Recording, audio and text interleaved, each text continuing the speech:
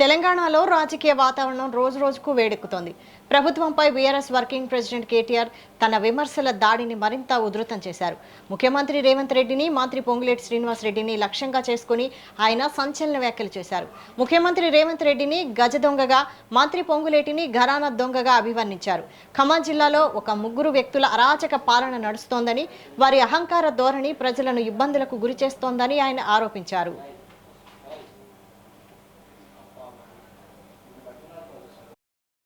ఇవాళ ఒకటి కాదు రెండు కాదు, నేను ఒకటే మాట అడుగుతా ఉన్నా. అక్కడ మీరు చూశారు ఇందాక సెప్టెంబర్ 28, 2024 అంటే ఇంకో 4 నెలలు అయితే 2 సంవత్సరాలు గడిచిపోతుంది. ఈడీ వచ్చి పొంగులేటి గారి మీద రైడ్ చేసింది. ఇప్పుడే మీరు చూశారు ఆ వీడియోలో. అది మనం తయారు చేసింది కాదు, టీవీల వాళ్ళు. నోట్ల కట్టలు లెక్కబెట్టే మెషిన్లు ఒకటి కాదు 3 మెషిన్లు లోపలికి తీసుకెళ్తున్నారు సిఆర్పీఎఫ్ బలగాలు అని. 2 ఏళ్లు కావస్తుంది కదా, ఏమైంది మరి ఆ కేసు? ఎక్కడ పోయినాయి 100 కోట్లు? దొరికిన 100 కోట్లు చెప్పగలరా ఎవరన్నా?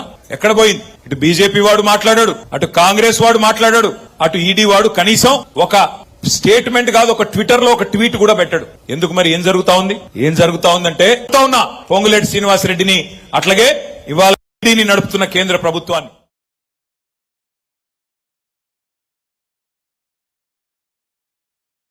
ఇవాళ ఒకటి కాదు రెండు కాదు, నేను ఒకటే మాట అడుగుతా ఉన్నా. అక్కడ మీరు చూశారు ఇందాక సెప్టెంబర్ 28, 2024 అంటే ఇంకో 4 నెలలు అయితే 2 సంవత్సరాలు గడిచిపోతుంది. ఈడీ వచ్చి పొంగులేటి గారి మీద రైడ్ చేసింది. ఇప్పుడే మీరు చూశారు ఆ వీడియోలో. అది మనం తయారు చేసింది కాదు, టీవీల వాళ్ళు. నోట్ల కట్టలు లెక్కబెట్టే మెషిన్లు ఒకటి కాదు 3 మెషిన్లు లోపలికి తీసుకెళ్తున్నారు సిఆర్పీఎఫ్ బలగాలు అని. 2 ఏళ్లు కావస్తుంది కదా, ఏమైంది మరి ఆ కేసు? ఎక్కడ పోయినాయి 100 కోట్లు? దొరికిన 100 కోట్లు చెప్పగలరా ఎవరన్నా? ఎక్కడ పోయింది? ఇటు బీజేపీ వాడు మాట్లాడాడు,